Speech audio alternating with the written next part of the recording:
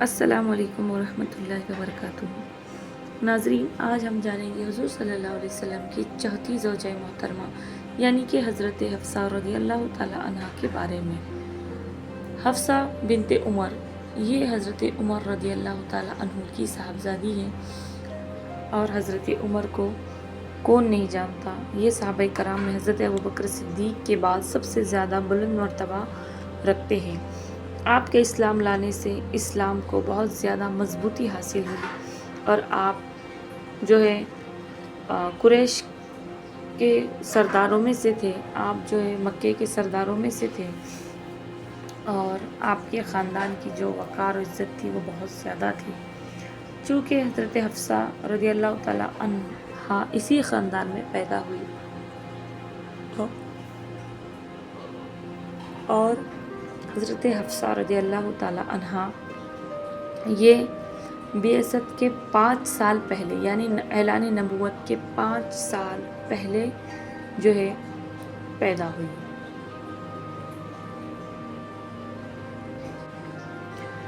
اور جب آپ کا پہلا نکاح ہوا، ان کا نام حضرت خنیس رضی اللہ تعالی عنہ، یہ بھی ایک صحابی رسول ہے، جو بدر کے جنگ کے وقت جو ہے ان کا انتقال ہوا، اور حضرت حفصہ بیوہ ہو گئی۔ اور حضرت عمر رضی اللہ تعالی عنہ کو ان کے بیوہ ہونے کے بعد یہ فکر ہوئی کہ میری بیٹی ابھی جوان ہے، اس کا دوسرا نکاح کرا دیا جائے۔ حضرت عمر یہ خیال لے کر راستے سے جا رہے تھے، اور ادھر سے حضرت عثمان غنی رضی اللہ تعالی عنہ آ رہے تھے۔ حضرت عمر نے حضرت عثمان غنی کو یہ نکاح کا پیغام دیا کہ تم میرے بیٹی سے نکاح کر لو۔ حضرت عثمان غنی نے یہ جواب دیا کہ میں 2-3 دن کے بعد بتاؤں گا۔ چونکہ آپ نے 2-3 دن کے بعد بتایا، اور اسی وقت حضور صلی اللہ علیہ وسلم کی بیٹی جو حضرت عثمان غنی کی نکاح میں تھی، ان کی جو ہے وفات ہو گئی۔ تو حضرت عثمان غنی نے یہ کہا کہ میرا ابھی نکاح کا کوئی ارادہ نہیں ہے۔ پھر آپ واپس جا رہے تھے تو راستے میں ابوبکر صدیق ملے، تو آپ نے حضرت حفصہ کے نکاح کا پیغام دیا، اور یہ کہا کہ کیوں نہ ہم دوستی کو رشتہ داری میں بدل دیں، یعنی کہ ہم سسر اور داماد کا رشتہ جو ہے بنا لے، تم میری بیٹی سے نکاح کر لو۔ تو حضرت ابوبکر صدیق رضی اللہ تعالیٰ عنہ جو ہے خاموش رہے، اور کوئی بات کا اظہار نہ کیا۔ حضرت عمر وہاں سے بھی چلے گئے، اور حضور صلی اللہ علیہ وسلم کے پاس چلے گئے، اور یہ بات بتائی کہ میں نے عثمان اور ابوبکر صدیق کو نکاح کا پیغام دیا میری بیٹی حفصہ کا، لیکن ان دونوں نے کوئی بات ظاہر نہ کی اور نہ ہی کوئی منع کیا۔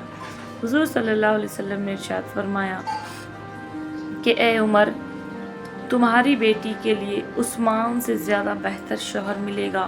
اور عثمان کو حفصہ سے زیادہ بہتر بیوی ملے گی۔ چونکہ یہ اشارہ حضرت عمر رضی اللہ تعالیٰ عنہ سمجھ گئے، اور آپ خوشی سے واپس جب جانے لگے تو راستے میں حضرت ابوبکر صدیق ملے، اور حضرت عمر نے تمام بات جو ہے حضرت ابوبکر صدیق کو بتائی۔ حضرت ابوبکر صدیق نے کہا کہ حضور صلی اللہ علیہ وسلم نے حضرت حفصہ سے ایک مرتبہ نکاح کا جو ہے ارادہ فرمایا تھا، چونکہ میں اس راز کو کھولنا نہیں چاہتا تھا، اس لیے میں نے خاموشی اختیار کی۔ اگر حضور کسی وجہ سے منع فرماتے یا آپ کا ارادہ بدل جاتا تو میں حضرت حفصہ سے جو ہے نکاح کر لیتا۔ اور پھر اور حضور کے نکاح میں جب وہ آئی تو آپ کے لیے حضور صلی اللہ علیہ وسلم نے 400 دینار یا درہم کچھ متعین کیے آپ کے مہر کے لیے۔ پھر حضرت سودا کے لکھائی پڑھائی کا جو ہے حضور صلی اللہ علیہ وسلم نے کس طرح خیال رکھا، آپ نے جو ہے ان کو لکھائی سکھائی۔ آپ صلی اللہ علیہ وسلم نے شفا بن عبداللہ رضی اللہ تعالیٰ عنہ سے جو ہے لکھائی آپ کو سکھائی، جس کا فائدہ یہ ہوا کہ حضور صلی اللہ علیہ وسلم پر جب وحی نازل ہوتی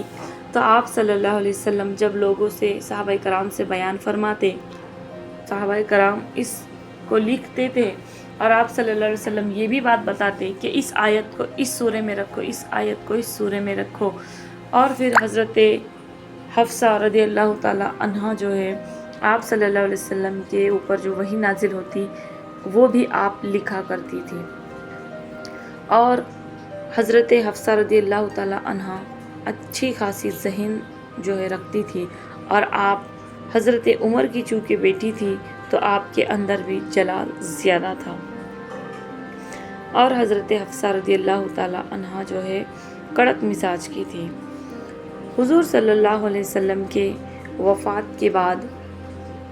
جب حضرت ابوبکر صدیق کے دور میں کچھ لوگوں نے زکوٰۃ کا جب انکار کیا، اور جب بڑی جنگ ہوئی تو اس میں کئی صحابہ کرام شہید ہوئے جو قرآن کے حافظ تھے اور جن کے پاس قرآن مجید لکھا ہوا تھا۔ تو حضرت عمر نے یہ دل میں خیال آیا ان کے کہ اس طرح تو قرآن کے حفاظ جو ہے ختم ہو جائیں گے اور قرآن مجید جو ہے خطرے میں آ جائے گا۔ تو حضرت عمر نے جو ہے یہ بات بتائی کہ حضرت ابوبکر صدیق سے یہ بات ظاہر کی کہ آپ جو ہے قرآن مجید کا جو ہے تمام آیتوں کو جمع کیجئے اور اس کی ایک مکمل کاپی بنا لیجئے۔ حضرت ابوبکر صدیق نے ایسے ہی کیا، تمام صحابہ کرام کو جمع کیا اور تمام آیتوں کو جمع کر کے ایک مصحف بنا لیا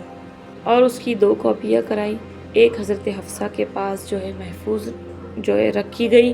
اور ایک قرآن مجید صحابہ کرام کے پاس تھا۔ اور پھر جب عثمان غنی کا دور آیا تو جو ہے حضرت عثمان غنی نے یہ سوچا کہ عربی زبان میں جو قرآن مجید نازل ہوا ہے، لوگ جو ہے اب مصر میں الگ عربی بولی جاتی ہے، دوسری جگہوں میں الگ عربی بولی جاتی ہے، جبکہ قرآن مجید جو نازل ہوا وہ قریش کی عربی زبان میں نازل ہوا۔ آپ نے یہ سوچا کہ کئی لوگ اس کی عربی کو بدل نہ دے۔ آپ نے حضرت حفصہ کے پاس سے وہ قرآن مجید منگایا، آپ نے اس کی کئی کاپیاں کرائی اور تمام جو ہے ملکوں میں اس کو بھیج دیا۔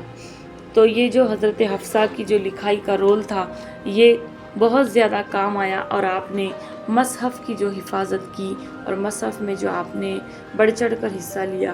یہ آپ کی بہت بڑی خاصیت میں سے ہے۔ پھر حضرت حفصہ رضی اللہ تعالیٰ عنہ کا وفات ہو گئی، آپ کا انتقال ہو گیا، اور پھر حضرت زینب رضی اللہ تعالیٰ عنہ سے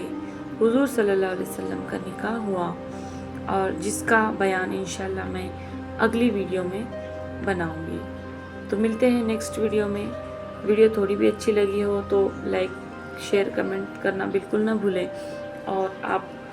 کس بارے میں کس پروفٹ کی سیریز سننا چاہیں گے مجھے کمنٹ کر کے ضرور بتائیے۔ ملتے ہیں نیکسٹ ویڈیو میں، تب تک کے لیے اللہ حافظ، السلام علیکم ورحمۃ اللہ۔